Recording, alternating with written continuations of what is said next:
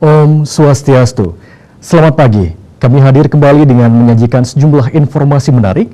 Bersama saya Ajis Junio, inilah seputar Bali Pagi selengkapnya.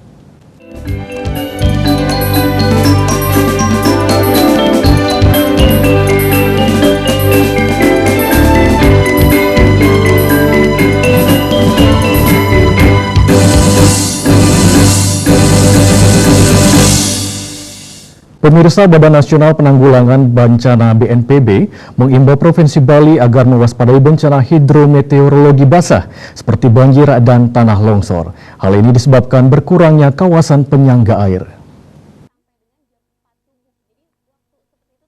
Pelaksana tugas Kepala Pusat Data Informasi dan Komunikasi Kebencanaan BNPB Abdul Mohari dikutip dari kantor berita Antara mengatakan, Provinsi Bali sedikit unik. Ada bagian-bagian yang dulunya mungkin sebagai penyangga air, sekarang sudah berkurang.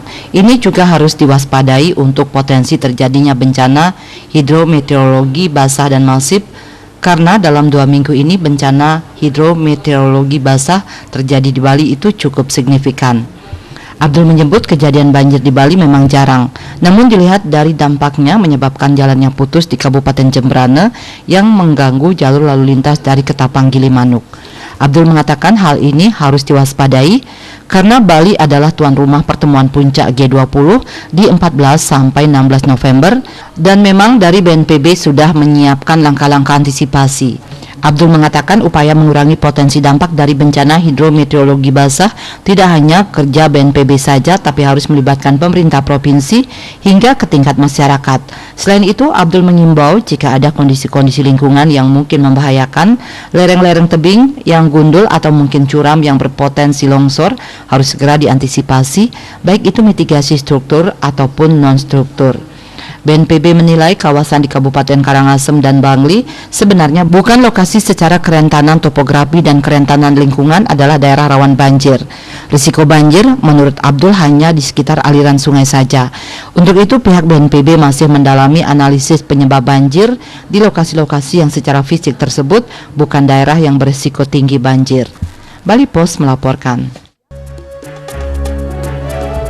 Bali Pagi akan kembali dengan informasi akurat dan berakyat lainnya. Tetaplah bersama kami.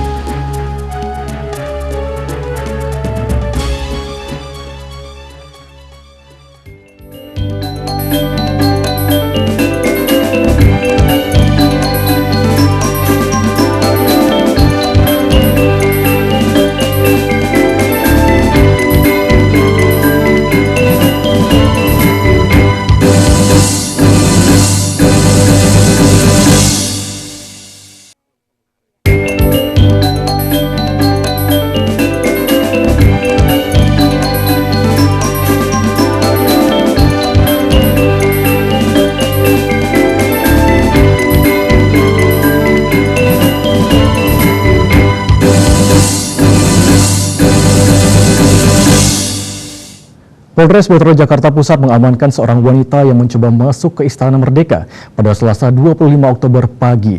Aksi wanita tak dikenal yang membawa senjata api tersebut berhasil dicegah oleh petugas kepolisian yang berjaga di Istana Merdeka.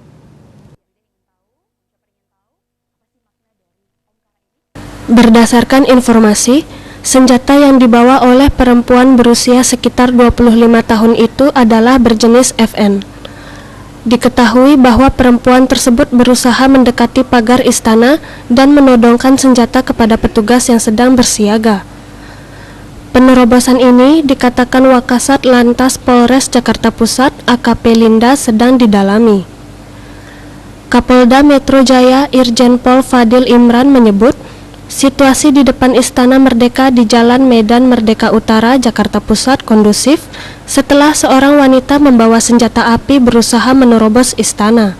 Fadil Imran mengatakan bahwa aksi wanita tak dikenal tersebut berhasil dicegah oleh petugas kepolisian yang berjaga di Istana Merdeka. Fadil menambahkan bahwa saat ini perempuan tersebut juga sudah ditangkap dan dibawa ke Subdit Kamneg Ditreskrimum Polda Metro. Bali Pos melaporkan.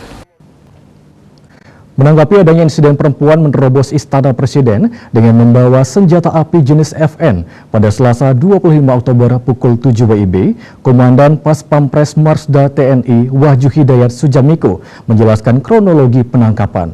Ia mengatakan perempuan tersebut telah diserahkan kepada pihak kepolisian untuk penanganan lebih lanjut.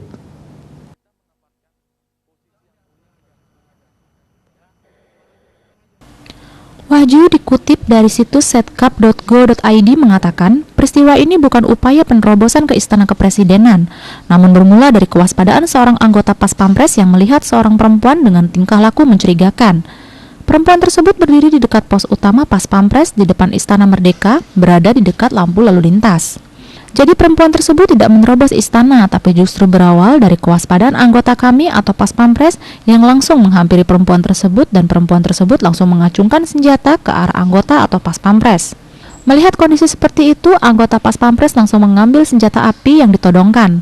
Wanita itu diserahkan ke anggota polisi lalu lintas yang sedang bertugas di depan istana. Bali Pos melaporkan. IQPC ajang kompetensi dan berbagi inovasi, sekaligus promosi pariwisata Bali di kancah internasional. Simak beritanya sesaat lagi.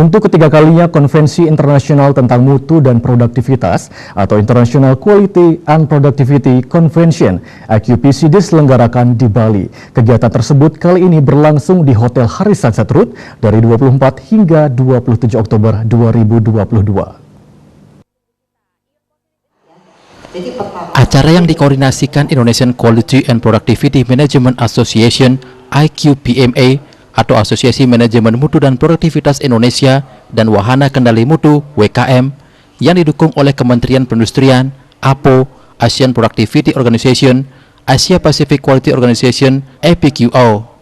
Acara ini diselenggarakan setiap tahun sejak tahun 2012, berpindah-pindah tempat dan terakhir diselenggarakan di Bali dan 2019 sebelum pandemi COVID-19 mulai melanda Indonesia.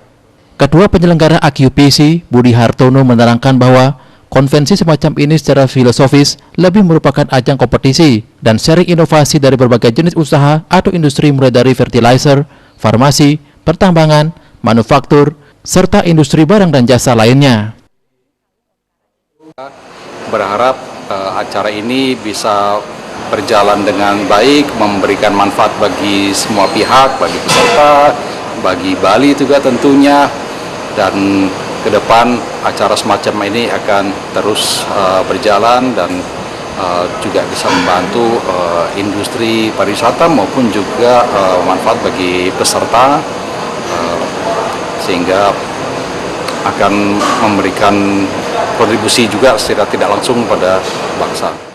Ketua Bidang Luar Negeri Damayanti menambahkan, jumlah peserta dan pembicara di konvensi sekitar 550 orang yang terdiri dari 114 tim dari 10 negara. Masing-masing stream akan menampilkan sekitar 28 hingga 29 presentasi. Yang menambahkan, selain berkompetisi dan berbagi inovasi, konvensi ini juga akan dihadirkan para pakar manajemen maupun teknologi inovasi. Sangat luar biasa penyambutan acara ini bisa dilaksanakan di Bali, karena pengalaman kami di tahun 2019 itu sukses untuk event skala internasional. Dan juga satu lagi, kami juga bisa membangkitkan ekonomi yang ada di Bali. Salah satunya di hari terakhir di tanggal 27 ada sekitar kurang lebih hampir 300 peserta ya, khususnya ya itu mengikuti kunjungan wisata. Sementara itu, President of IQPMA, Suradi, menyatakan Acara semacam ini secara langsung maupun tidak langsung dapat memberikan efek ekonomi bagi penyelenggara wisata, industri kecil, serta memperkenalkan adat dan budaya Bali yang memiliki daya magis bagi pariwisata internasional.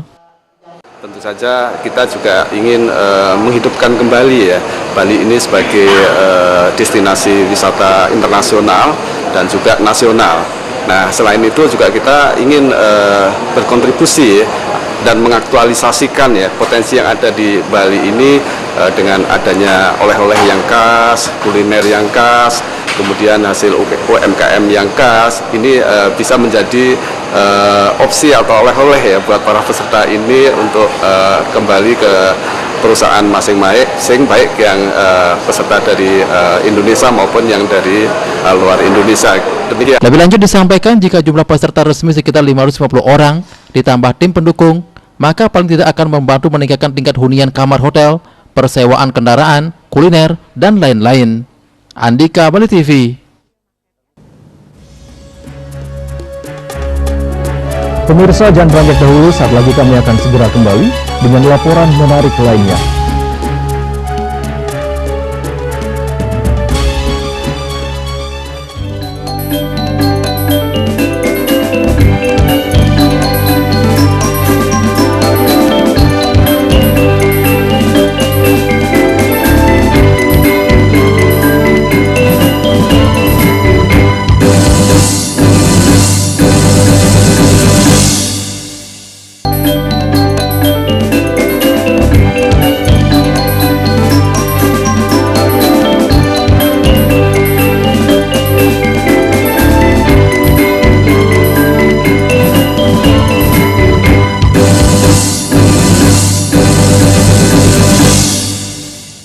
Pemerintah Kota Denpasar di bawah kepemimpinan Wali Kota Denpasar, I Gusti Ngurah Jaya Negara dan Wakil Kade Agus Arya Wibawa terus berupaya mengatasi inflasi di Kota Denpasar. Salah satunya upayanya adalah melakukan gerakan tanam cabai. Cabai merupakan salah satu komoditi penyumbang inflasi di Kota Denpasar.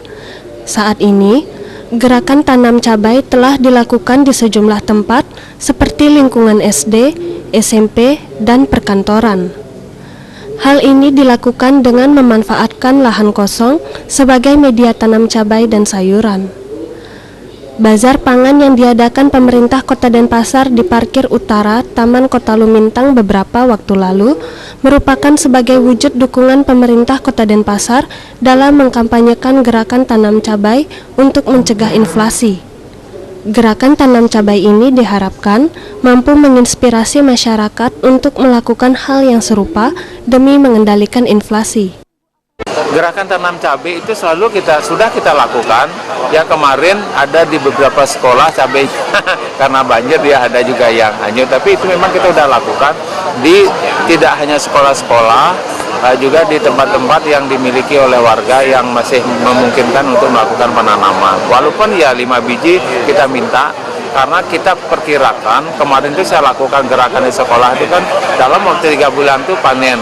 Nah, akhir Desember itu kita harapkan sudah panen, dan hasil panennya di sekolah itu kami akan kumpulkan, akan kami bawa ke pasar-pasar pangan seperti ini ya. Mungkin kalau yang dari sekolah itu mungkin kita gratiskan nanti. Gung Istri dan Bunga, Bali TV. Berikut informasi perkiraan cuaca di seluruh kabupaten kota di Bali dari Badan Meteorologi, Klimatologi, dan Geofisika Wilayah 3 Denpasar.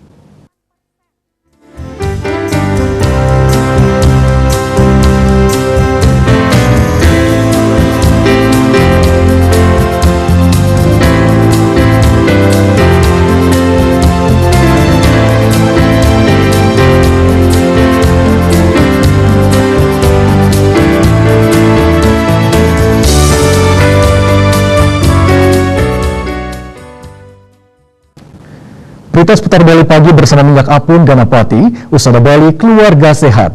Update terus informasi Anda dengan subscribe dan like YouTube channel Bali TV @newsbali.tv. Kami akhiri seputar Bali pagi ini. Terima kasih atas perhatian Anda. Selamat beraktivitas dan sampai jumpa. Om Santi, Santi, Santi, Om. Semeton Bali Irengan tembang puniki kiwanta untuk Bali. Elingang sami nangun sakir tilo ke Bali, sane kedadosan visi Bali mangke semeton Bali sami ngiring sarang-sarang ngastiti bakti jaga alam Bali manda suci lan harmonis pakedek pakenya.